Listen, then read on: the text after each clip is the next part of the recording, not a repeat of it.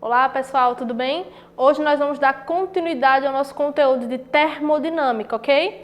Essa aula daqui, ela tem como pré-requisito todas as nossas aulas anteriores, tá? Que foi a aula 1, 2 e 3, ok? Se você ainda é novo por aqui e não visualizou essas aulas, eu sugiro que você volte, entenda um pouquinho, vamos fazer os exercícios e depois vocês vêm pra cá, ok? Para entender com um pouco mais de tranquilidade e cautela. Vamos lá, ó.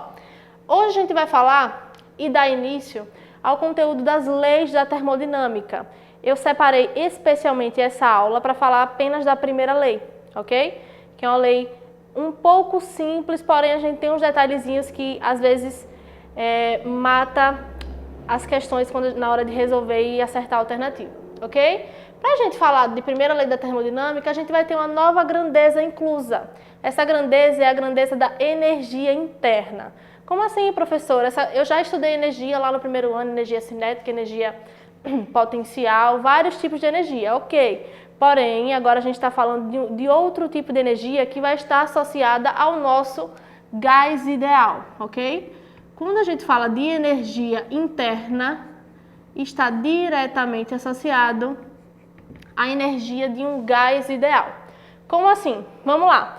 Como sempre, eu sempre trago um casinho para vocês entenderem um pouco melhor. Ó, imaginem uma amostra gasosa aqui nesse recipiente A, tá? Vou botar aqui, recipiente A. E eu tenho uma amostra gasosa aqui nesse gás e eu vou acender como se fosse um fogo embaixo dele. O que acontece quando eu acendo uma fogueirinha embaixo desse recipiente que está com essa amostra gasosa? Eu transfiro energia, muito bem.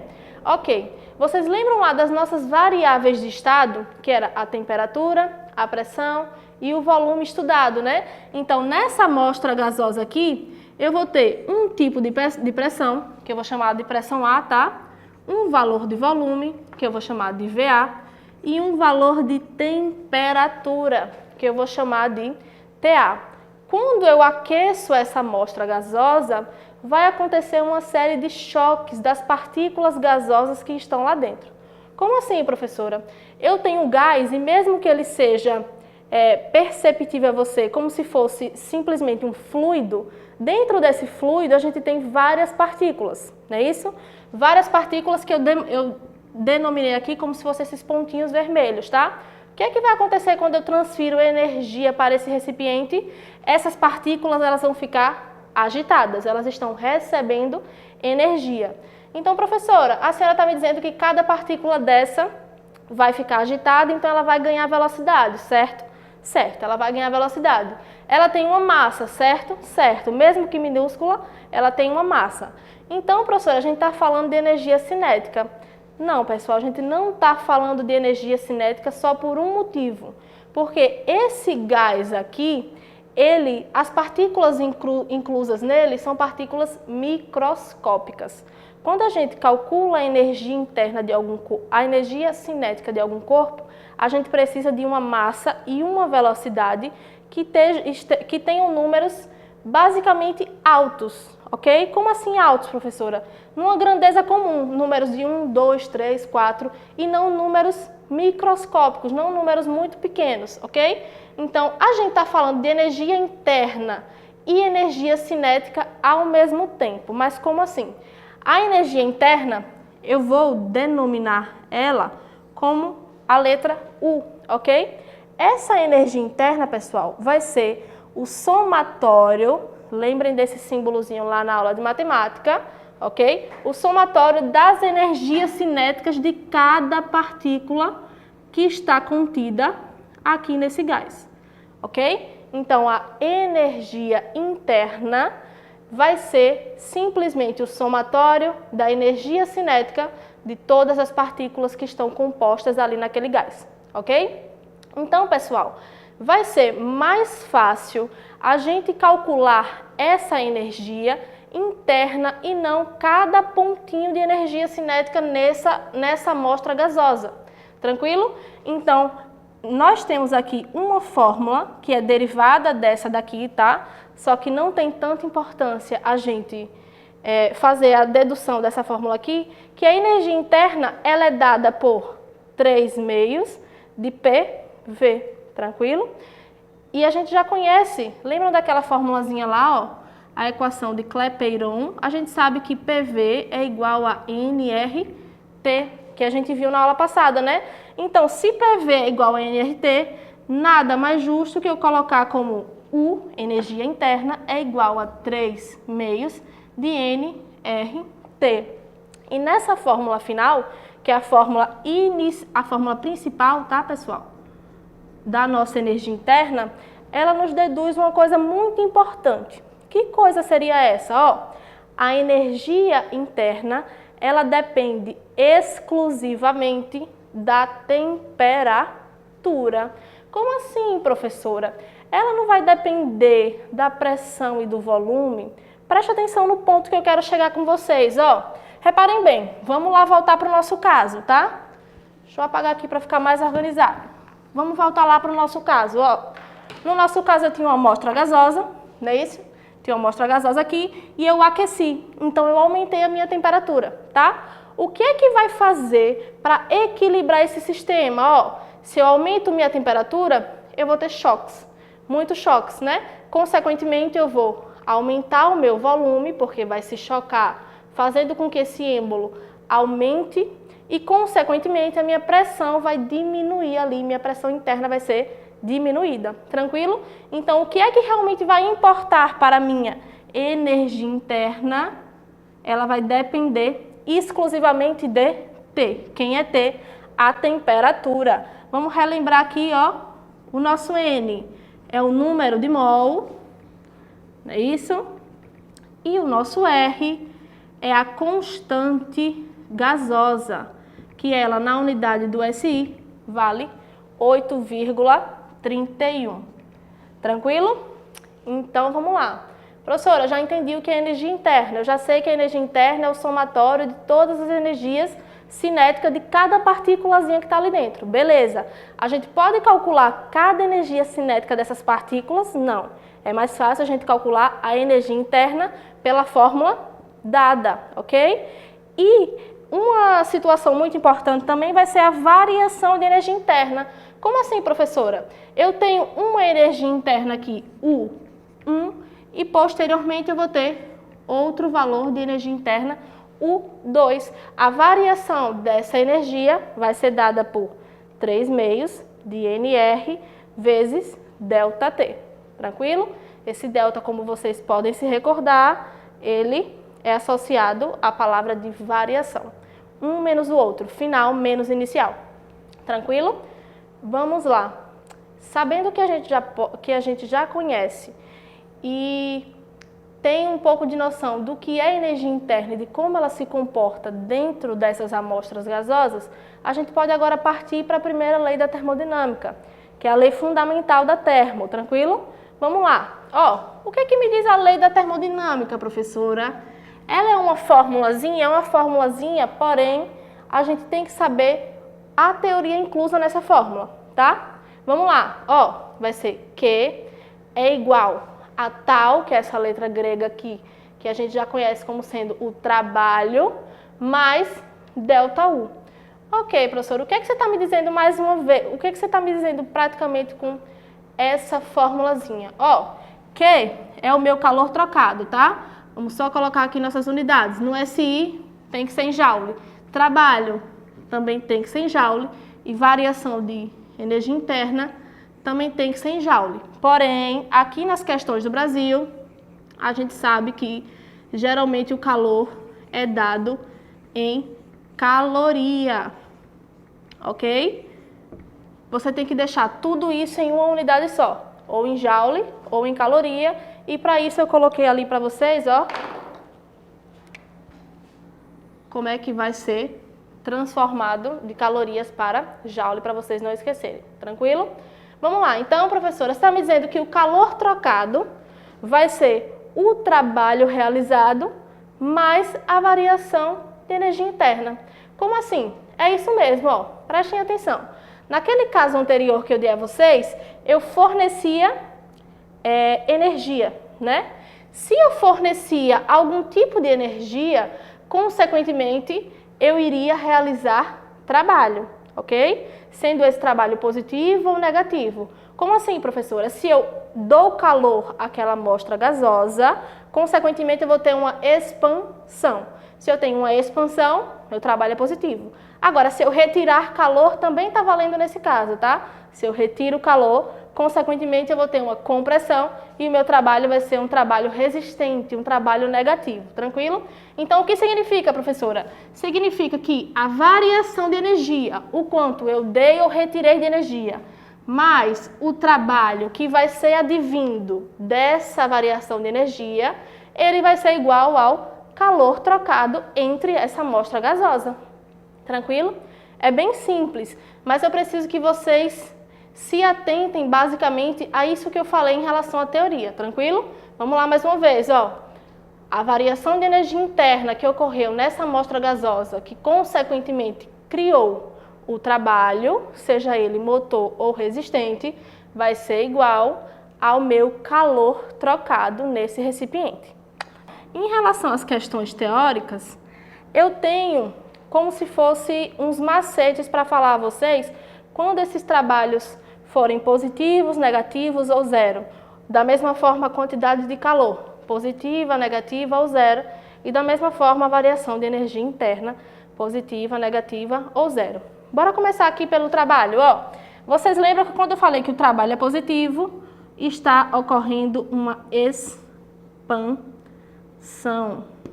Tranquilo? Se o trabalho positivo ocorre uma expansão, no nosso trabalho negativo ocorre uma compressão. Tranquilo? Agora, o que acontece se o nosso calor trocado der um resultado final positivo? Se o nosso calor trocado der um resultado final positivo, significa que ele cede calor, ok? E se o nosso trabalho der negativo, significa... Perdão, pessoal, aqui eu troquei, tá? Ó, aqui significa que ele recebe calor e aqui que ele cede calor. Professora, e tem como esse valor de calor trocado dar zero? Tem sim. Se ele der zero, nós vamos ter uma transformação adiabática. Lembra que eu falei para vocês na aula passada? Quando o calor trocado é zero, ou seja, não há calor, a gente tem uma transformação adiabática. Ok? Professora, e se meu trabalho der zero? Tem como meu trabalho der zero? O que é que acontece? Vocês lembram? A gente vai ter um tipo de transformação aqui também. Transformação isovolumétrica. Lembram? Se o meu trabalho é zero, consequentemente eu não tenho variação de volume. Se eu não tenho variação de volume, eu não tenho nem expansão, nem compressão. Se eu não tenho nenhum desses dois, eu tenho uma transformação isovolumétrica. Agora, o que acontece se a minha variação de energia interna for positiva? Aí a gente vai voltar aqui para a parte anterior do quadro, tá? Vamos lá, ó. Se minha variação de energia interna for positiva, consequentemente, ele só depende da minha variação de temperatura. Então, se minha variação de energia interna é positiva, minha variação de temperatura também tem que ser positiva. E para essa variação de temperatura ser positiva, eu preciso simplesmente aumentar a temperatura, não é isso? Então, vou colocar aqui, ó, aumenta a temperatura. E se for negativo, professora, simplesmente a temperatura vai ter que ser diminuída. Tranquilo? Como é que eu posso controlar isso daí? O quanto eu coloco ou retiro energia dessa amostra gasosa, tá? Se eu coloco energia, eu consequentemente aumento T. Naquele caso que a gente falou, era como se eu colocasse a fogueirinha embaixo daquele gás, né? Então, quando eu aqueço aquele gás, eu estou aumentando a temperatura. E quando eu retiro de alguma forma a energia, eu vou diminuir a temperatura. Professora, e se a minha variação de energia interna for zero, eu vou ter uma temperatura fixa, né? Então, vai ser a transformação isotérmica. Tranquilo? Peço que vocês copiem essa parte do quadro e agora a gente vai para a outra parte, tá? Vou apagar e reescrever aqui. Pessoal, vamos dar continuidade à nossa segunda parte da aula, tá?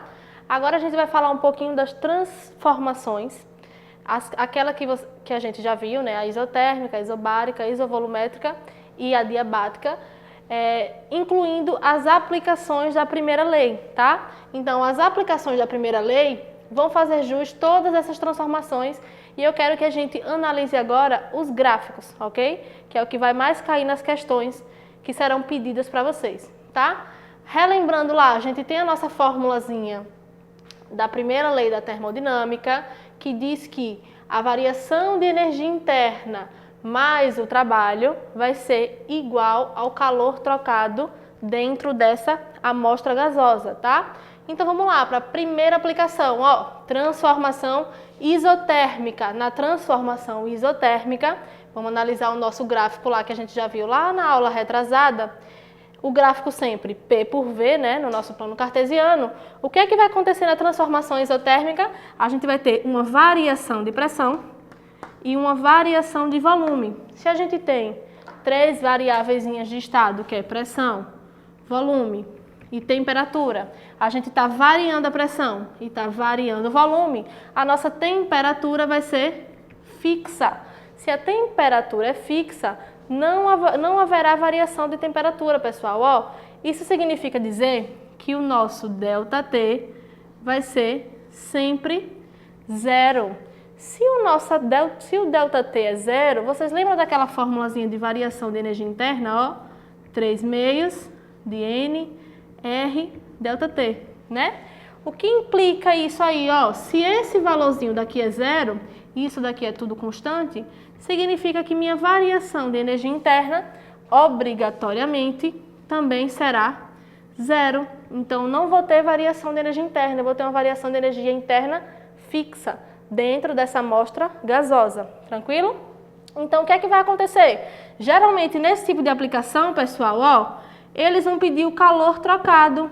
Vamos lá para a nossa fórmula principal, Q é igual a ΔU mais o trabalho, não é isso? Se a minha variação de energia interna é zero, eu tenho que Q vai ser simplesmente igual ao trabalho. Professora, como é que eu vou calcular esse calor trocado se eu não tenho fórmula? Lembram lá do que eu falei, ó? A gente pode calcular a área dessa figura, que geralmente vai ser trazida em triângulos, retângulos, trapézio, coisa simples de se calcular, tá? Então, a área dessa figura daqui vai ser exclusivamente o trabalho. E nesse caso, na transformação isotérmica, o trabalho é igual ao calor trocado. Então, fica fácil de a gente calcular isso daí. Tranquilo? Para a nossa segunda transformação, vai ser a transformação isobárica. Isobárica, ó, iso igual, bárica vem de pressão. Então, a nossa pressão é constante. E o que é que vai ser pedido nas questões, professor, em relação à aplicação dessa primeira lei da termodinâmica na transformação isobárica? Vai ser pedido, pessoal, a capacidade térmica à pressão constante.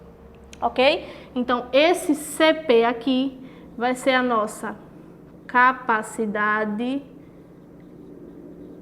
térmica à pressão constante, ok? Capacidade térmica à pressão constante. Acho que vocês devem lembrar lá da nossa primeira unidade, quando a gente explicou e falou direitinho capacidade térmica, ok? Porém, aqui não é uma coisa que cai com frequência, mas eu preciso dizer a vocês, é o que está no curso do nosso livro, tranquilo? Lá para a próxima transformação é a transformação isovolumétrica. Mais uma vez, iso igual volumétrica, volume. Então, nesse caso daqui, a gente também vai pedir a capacidade térmica, tá? Vai ser dado por esse valor aqui, só que a capacidade térmica a volume constante. Por isso que eu coloquei esse índice aqui, V, ok? E a nossa última transformação, que é a mais importante, teoricamente falando, é o que cai bastante teoria, é a transformação adiabática, tá? Vamos fazer um parêntese nelazinho aqui e vamos mastigar com calma esse conteúdo, ó. A transformação adiabática, ela não vai ter nem pressão, nem volume, nem temperatura constante, tá? O que é que vai ser constante, professora? O calor trocado, ok? O calor trocado, ele não vai trocar com o meio externo. O que significa isso, professora? Eu tenho uma amostra gasosa e essa amostra gasosa está toda fechadinha ali no recipiente. Eu posso modificar temperatura, volume e pressão sem trocar calor com o meio externo? Posso. Como é que a gente faz isso? Através de aparelhos específicos, tá? Só que eu não tenho intenção de ensinar como a gente faz isso. Eu preciso que vocês entendam e decifrem esse gráfico aqui, tá? Mais uma vez, é o gráfico P por V e a gente vai ter aqui duas curvas, ok? O que é que vai acontecer, ó? A gente vai reduzir essa temperatura, consequentemente a gente vai reduzir a pressão e aumentar um pouco de volume, fazendo com que o calor não seja trocado com o meio externo. Professora, você pode me dar um exemplo disso? Posso sim. Ó, o exemplo clássico e principal é aquele desodorante que a gente utiliza. Deixa eu escrever aqui. Aquele desodorante spray que a gente utiliza, tá? Vamos tentar ver o que é que acontece ali. Eu tenho um recipiente totalmente fechado, tranquilo? E quando eu apertar aquele desodorante, ele vai sair um jato de gás, né? Um fluido ali. O que é que vai acontecer, professora, basicamente? Não sei se vocês percebem que quando aquele gás sai do desodorante, ele sai um pouco frio, não é isso? Por que isso acontece, professora? Porque ali dentro ocorreu uma expansão adiabática. Como assim? Todo o gás que está ali dentro, ele em momento nenhum, ao eu inserir aquela força ali naquele recipiente para sair o desodorante, em momento nenhum ele trocou energia com o meio externo, ok? O que foi que aconteceu, professora? Eu mexi no volume lá dentro? Mexi. Eu mexi na pressão lá dentro? Mexi. Eu mexi na temperatura lá dentro? Mais ou menos. O que que acontece? Para equiparar e não trocar calor com o meio externo, o gás que sair dali, ele vai diminuir um pouco sua temperatura lentamente. É o que acontece aqui, ó. Preste atenção, eu tenho uma temperatura T2 e ele vai diminuir essa temperatura para T1, de modo que não troque energia com o meio externo. E o que é que vai ser feito para isso acontecer, professora? Esse gás, ele vai sair um pouco mais frio. Tranquilo? Então, ocorreu uma expansão adiabática ali dentro e, em hipótese alguma, trocou energia com o meio externo. Até porque, se trocasse energia com o meio externo, aquele gás ia sair sem... como é que eu posso dizer a vocês? Ele ia sair dali de uma forma mais rápida, ligeira e que vocês não iriam conseguir manipular, ok? Se trocasse energia com o meio externo, mas não troca, por isso que na expansão vai ocorrer um esfriamento, por isso que o jato sai quente. É o contrário da compressão, tá? Na compressão vai esquentar. Professora, me dê um exemplo. Posso dar um exemplo sim. É quando a gente está enchendo o pneu de uma bicicleta, tá? Vou botar aqui. Pneu de uma bike. O que é que está acontecendo? Eu estou inserindo o gás lá dentro. Estou. E quando eu insiro lá dentro, o que é que eu vou fazer? Eu vou comprimir as moléculas de gás que estão dentro do pneu. É por isso que você sente esquentar, ok? Eu não estou trocando energia, eu não estou inserindo calor ali naquele pneu, tá? Eu estou inserindo gás. Na próxima aula a gente vai ver com mais detalhe tudo sobre transformação adiabática. Tranquilo? Eu passei um exercício para vocês, ó, capítulo 17, página 24 e 25, tá lá em cima, ok? Espero que vocês resolvam e, mais uma vez, como eu gosto sempre de dizer no final das minhas aulas, física é prática. Se a gente não pratica, a gente não aprende, ok? Bons estudos e boa sorte!